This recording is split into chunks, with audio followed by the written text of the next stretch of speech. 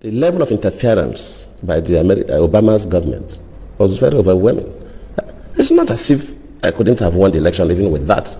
But if, by my own thinking, and also the way some other people look at it, they go outside the normal diplomatic relationship, then it should be mentioned. After Obama even issued a statement directing Nigerians to vote for the next chapter, that tells you something. And we should not sweep these things under the carpet. If a foreign country, or an African country, or even America or any other country interferes with our own elections, we should mention. Immediately the Chibok issue came up. We expect Nigerians to be concerned. How do we get these girls out? Within a couple of days, we saw people going to the US with Bring Back Our Girls placards. How? Why? And of course, the Mrs. Obama received one of those placards. I cannot take responsibility for the abduction. I don't control Boko Haram. They are criminals. But as a president, of course, you know, it's not the president that go to the field. You have security and intelligence officers that do the work. Let me admit that, yes, maybe they do their best, but their best was not good enough. You know, Nigeria, we have a complex situation. There's always balancing between North and South, Muslims and Christians. And Yar'adua was a Northern Muslim, who was the president. And he took over from a Southern Christian, Obasanjo, who ruled for 8 years. So definitely the Northern Muslims wanted Yar'adua to at least do 8 years before he could come back to the South for another, probably a Christian, to take over. But well, the health issue came up, and it was the problem. And that is why even to allow me to act was an issue. When Yar'adua was going for the medical checkup, actually a letter was written. Of course, the Constitution says that for the Vice President to act, the President will send a letter to the Senate and the House of Reps, informing them. That letter was written, but the person who the letter was handed over to, I will not mention the name to you now, was one of the aides of Yar'adua, refused to submit the letter to the National Assembly. And Yar'adua became so ill that he had no control of issues. So we had a country where the president was not available and there was no acting president. Yes, as a vice president, you can take over the responsibilities of some responsibilities of the president. You know, the president of Nigeria has two main responsibilities. First, you're the chief executive of the country, just like a prime minister of a country. That the vice president can assume you don't need any transfer. And I was doing that because we're having an executive council meeting, we're approving memos from ministers, so the government was going on. But there was no commander-in-chief, which is the second responsibility of the president of Nigeria, besides being the executive head of the country. And there's nothing like acting commander-in-chief. Either you're a commander-in-chief or not. But when you become an acting president, you are at the same time a commander-in-chief. So that was lacking, and no country allows that gap. A country like America, you don't allow that gap at all. Yes. If American president wants to, even if it's a whitlow, that he require anesthesia, that he will be off for 5 minutes, he will hand over to the vice president. Yes. Before that procedure. Immediately he regained consciousness to take over. But we stayed for some time. And that led to what they call the doctrine of necessity. When the National Assembly felt that the country was in a situation where it was not expected, they now have to initiate this doctrine of necessity, and they now made me to act as the president without the letter from Yar'adua. So the country was tense. Yes. And under this North-South divide, Christian-Muslim divide, it was really tense. And every day I was hearing about coup. I remember one day, I will not mention the names of some of my friends, came to look, Vice President, that time I was not even acting. They have not even moved the doctrine of necessity. I was still the vice president. No, you don't have to sleep here. You have to come and sleep in my guest house, and so on. I said, no, I will stay in the State House. If anybody wants to kill me, it's better you kill me in the State House, so the Nigerians will know that they assassinated me in the State House. They know I have not committed any offense. It's better that I die here in the State House than being assassinated outside the State House, because all kinds of stories will come up. So that was how tense it was. And to me, I was not bothered. Really, I was not bothered. And I was very calm. But that was the scenario. So calmness under pressure is... Yes, in fact, like that, so maybe my suggestion to people. We were able to navigate through that complex situation because I was very calm and I was not ambitious. if I had shown ambition to take over from Yar'adua, I couldn't have gotten the sympathy I had from Nigerians, and the problem would have been difficult. But when everybody saw that I was not really interested, I was just doing my job as the vice president. The National Assembly on their own, I did not lobby. I did not meet any member of the National Assembly. I didn't even talk to the Senate President or the Speaker of the House of Reps to talk about the issue of doctrine of necessity. On their own, they felt that the country was wobbling because there was no commander-in-chief. And they did that. But if I had shown an ambition to take over, definitely I would have gone through the National Assembly. Or I would have set up what they call the medical team, the executive. Because these are the two ways you can, vice president can take over. If they have seen that level of ambition in me, the sympathy I had, I couldn't have, and probably different, something different would have happened.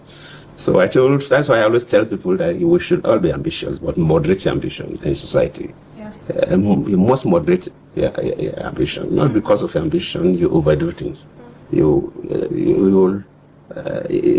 you try that, you will now kind of initiate anger from the people who ordinarily wouldn't have been angry with you. So that is key. Calmness, not too ambitious. Moderation. Moderation of ambition. That helped me to navigate through that complex situation. So, sir, this was in 2010, and then the following year was slated for the next presidential elections. And you mentioned when you spoke that there is this tension between, the North and the South, Muslim versus Christian in Nigeria. Of course, there's also a bit of tension between the ethnic groups, the three majority ethnic groups, and then the other minority ethnic groups. And you mentioned in your book that when you were contesting in 2011, some people felt you were from the wrong part of the country, to quote you. Yet despite that, you contested, you won. Basically, from the South zone, or the Niger Delta, I am the first and only, and of course, from a minority ethnic group. So, the kind of politics our forefathers played from the 50s, I cannot say from 1914 when Nigeria was amalgamated, because the books you read don't give you a clear perspective of how Nigeria was amalgamated. It was done by the British people. The key actors from Nigeria that participated in that amalgamation, you'd hardly hear what they say.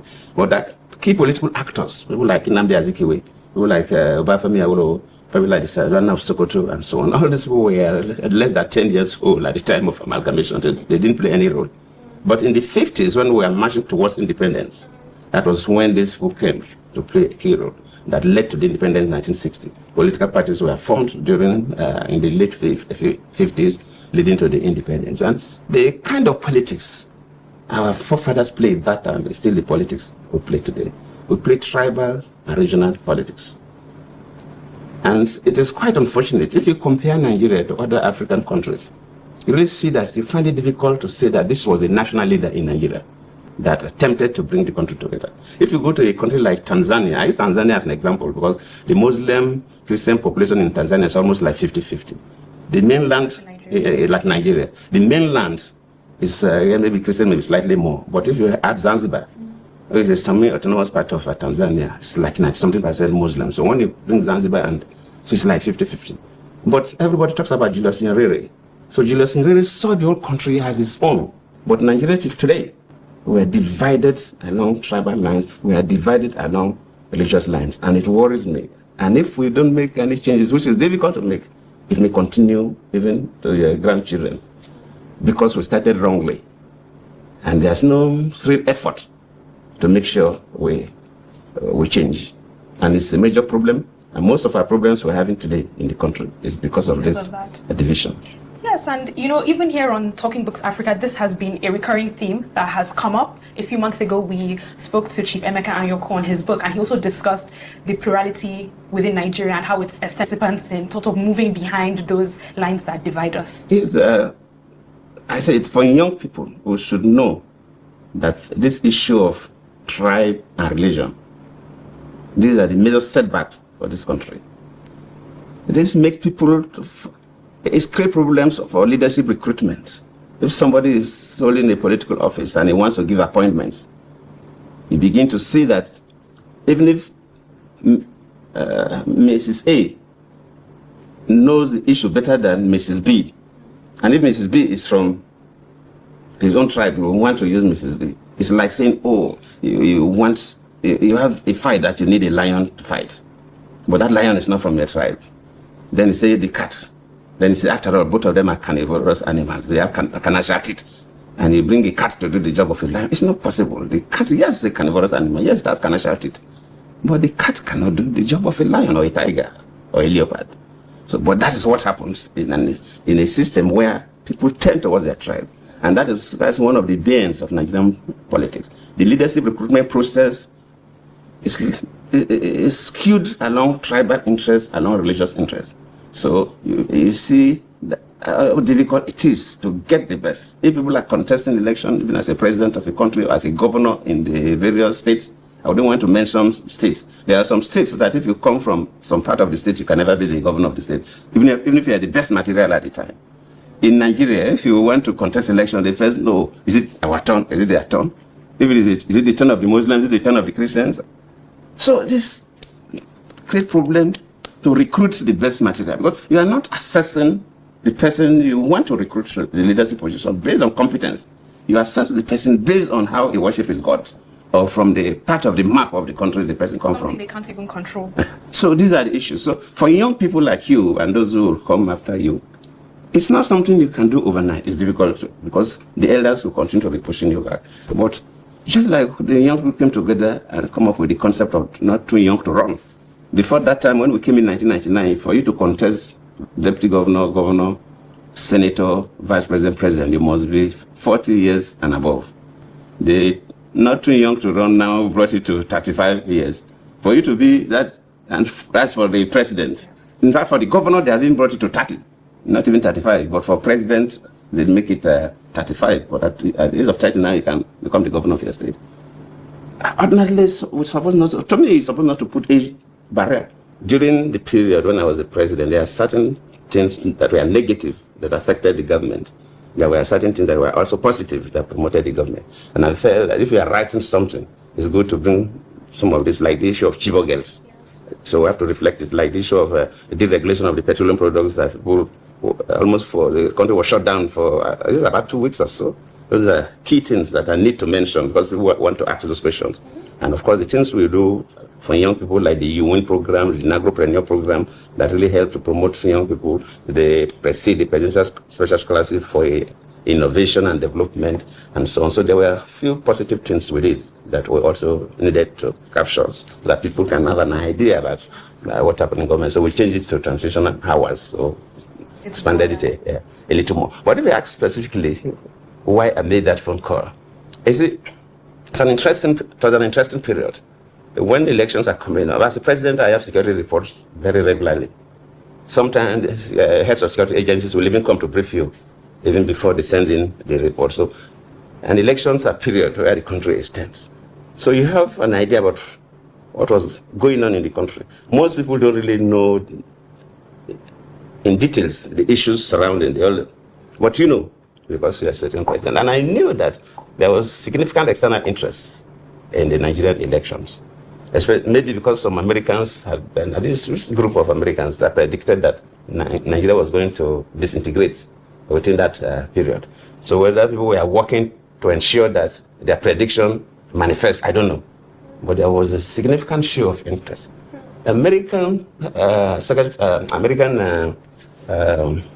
Secretary of State? Secretary of State don't visit the country at the eve of elections, traditionally, because they want to keep away, even if they're interested, they don't want to be seen as directly manipulating the electoral process. But before the elections, America, the State House, sent for some northern governors to have a meeting in the US to discuss the Nigerian election. And of course, Nigerian election, they have North and South divide, Christian-Muslim divide. They invited the northern governors that are Muslims. The Christians were not invited to the US. And the Secretary of State came directly to the country to have various meetings. I don't see as the president of Nigeria for me to engage with America for a fight. It was not going to be necessary.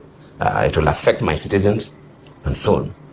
So, but we saw the significant external interest. And you saw what was happening in the country. I wouldn't want to go further than this. Maybe when I publish my biography, I'll go a little more than this. There are certain things that were happening. So, from when I was to vote, You bring technology to help the voting process. The corridors were introduced by the INEC.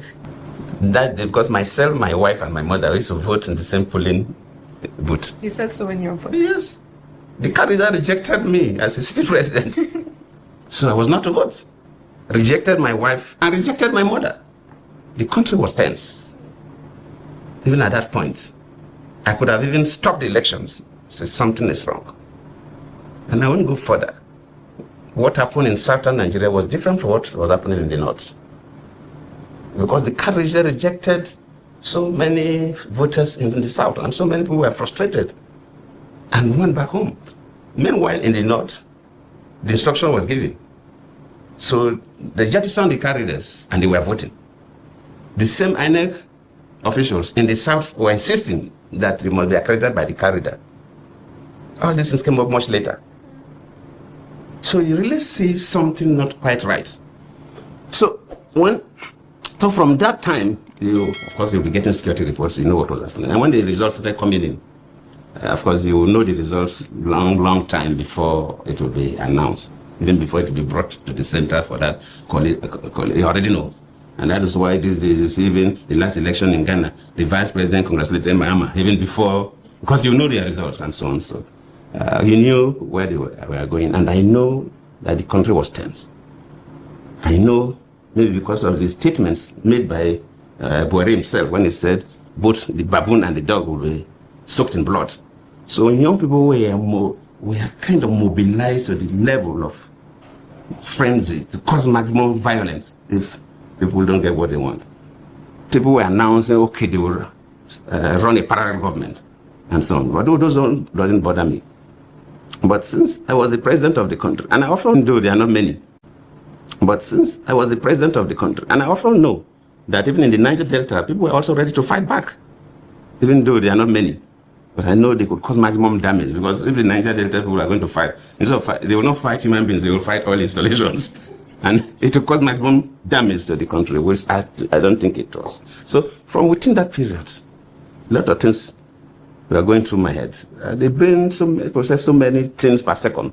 And until you're into that kind of a situation, then you know how many things get through your brain every second. And I reflected back. As a president, I worked with a very strong economic team. People like Ngozi, who was the finance minister and the coordinating minister of the economy, Aganga, who was the trade and investment minister, the Dr. who was doing very well in agriculture. So we have done very well. We encourage people to come and invest in the country. And Nigeria was the number one country for foreign direct investment in Africa then. And our economy was. So when I have encouraged people, in most cases, when Aganga make arrangements, when we travel, I used to address investors before I hand over to him. So my face was seen as the face driving the economy of the country. And I looked through that. If we have maximum crisis, all these people that have encouraged to come and invest in Nigeria, they will lose their money and so on. Besides the fact that people will die. In fact, I had in a good authority how so many houses in Abuja would have been burnt if things have gone a particular way. But even if I had won the election genuinely, yes, I had no problem. But since they manipulated the process and they're announcing figures that I was the president of the country, I'm not even one to doubt the result of INEC that appointed the people. So it will look silly for me because I appointed the people. So I said, well, it is my fault. So I will not want the country and investors to suffer. Wow. So the best thing to do was for me to announce the result, not to allow INEC to announce the result. Because if I allow INEC to announce the result, the over jubilation, they could do havoc to some parts. So while waiting, I announced the results. That was why I made that phone call. It was to announce the result, even though they were still collating. But I said, let me announce the result. And I remember that day in the sitting room, I was there. I know Minister Ngozi was there. Some ministers were there. Some of my aides were there. And people were talking, the way things are going, the different options. Yes. But I was just listening because as the head of state then, I was more interested in the security of the country. I was not too much interested about the fate of Jonathan after the election. That it didn't bother me that much.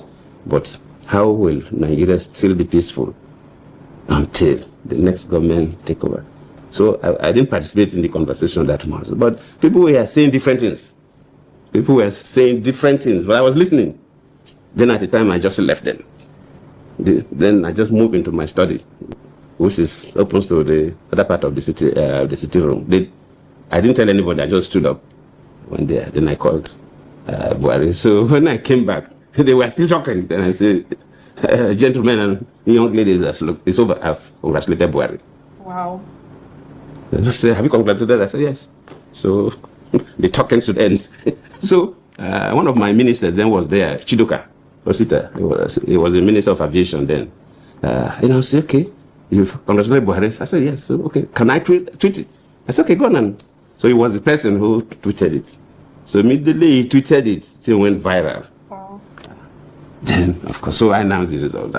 And it was better for me that I took the responsibility of announcing the result to make sure that nobody should do excessive celebration.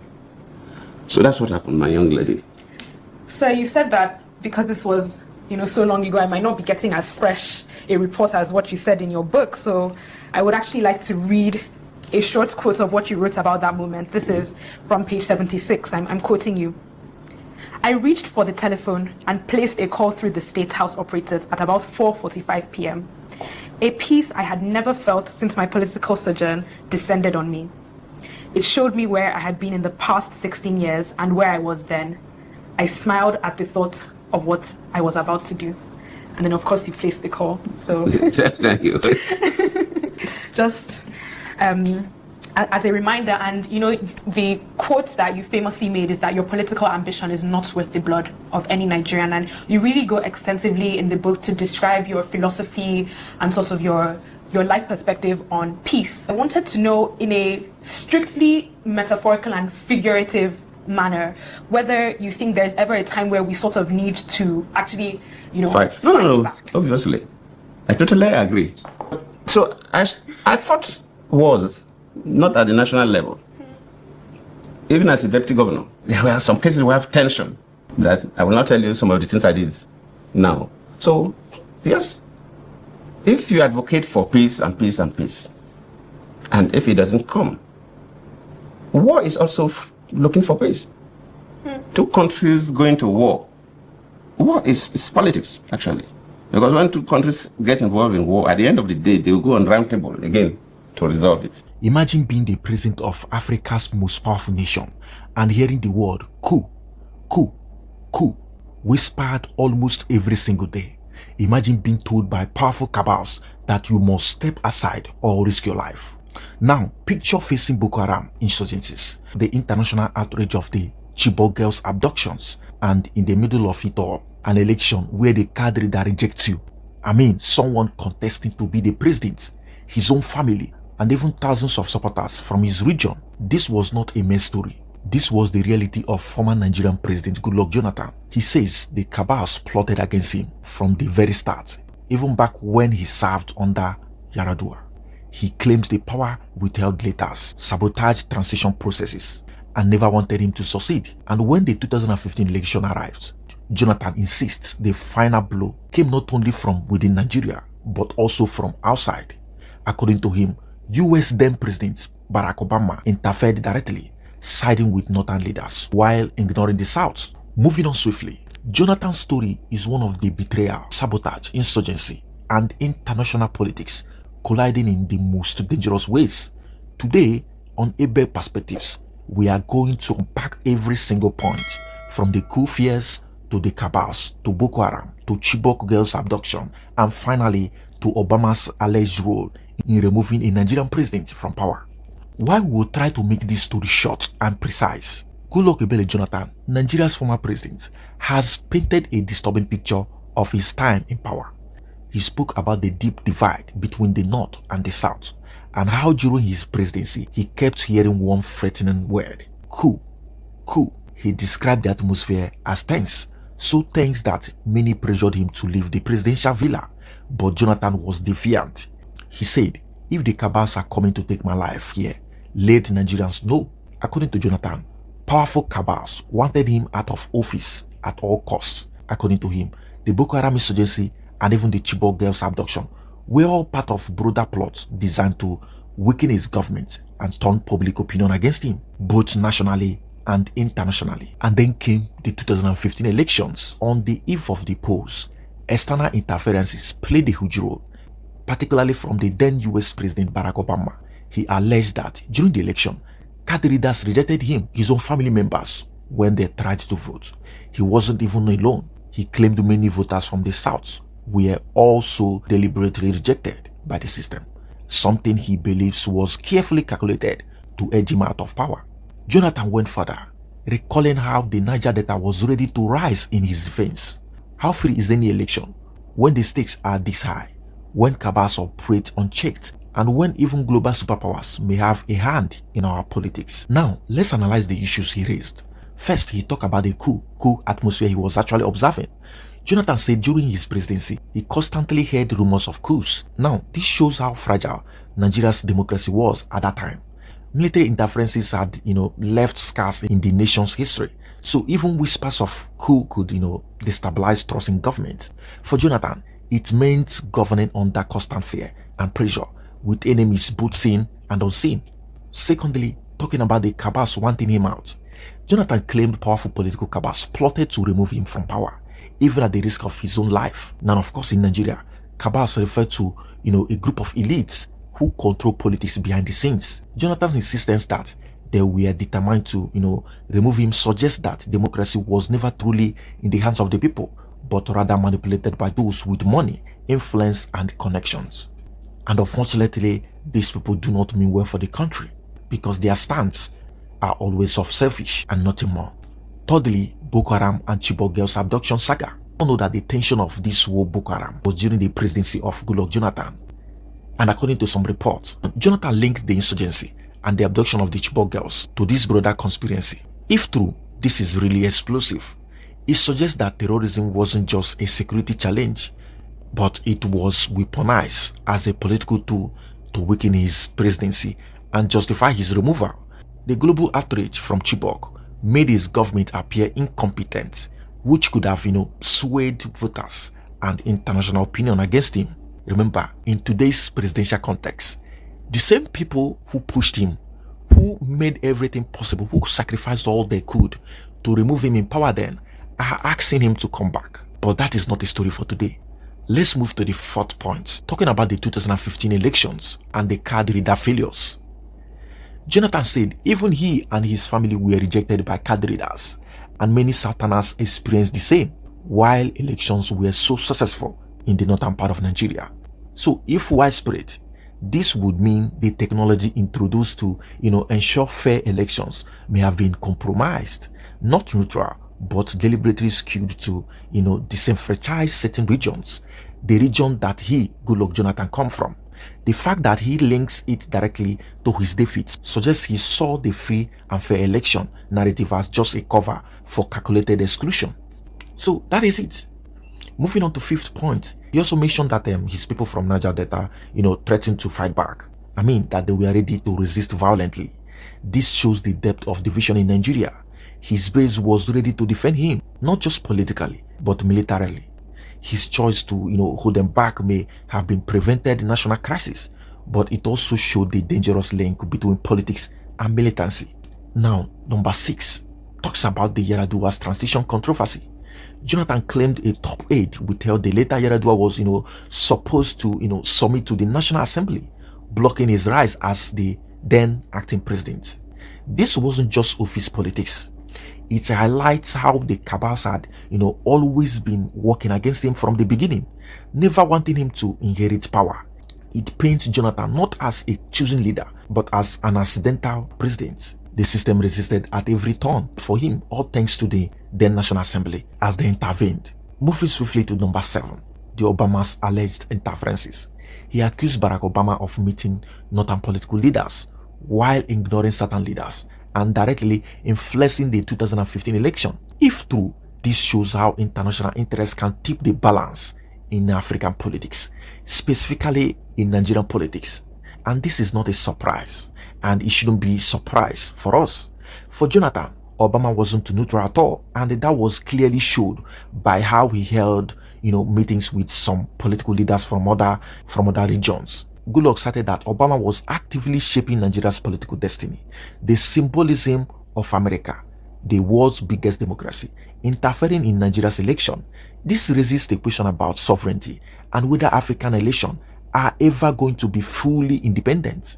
Now, this is what I want you to take to the bank. Jonathan's narrative ties together domestic sabotage and foreign interferences. Inside Nigeria, we talk about cabals, terrorism, betrayal delator. Outside Nigeria, Obama, alleged international manipulation and all that. So whether or not of all this is true, the story reveals a critical point at his presidency. Democracy in Nigeria is fragile, vulnerable to manipulation from both within and without. Jonathan's claims force us to ask the hard question: was 2015 election really about the will of the people, or was it about power forces, both Nigerian and foreign? Deciding who should lead. Mind you, Nigerians also were all influenced by these war baggages. This is about perspectives. If you found this analysis eye-opening, don't just watch, be part of the conversation. Like I do say, democracy is best ascribed by individual perspectives. So therefore, like this video, share it with others, and drop your thoughts in the comment section, because your perspective matters too. And of course, subscribe for more powerful insight as we continue to dig beneath the headlines and expose the forces shaping our world, our nation Nigeria. Thank you for watching.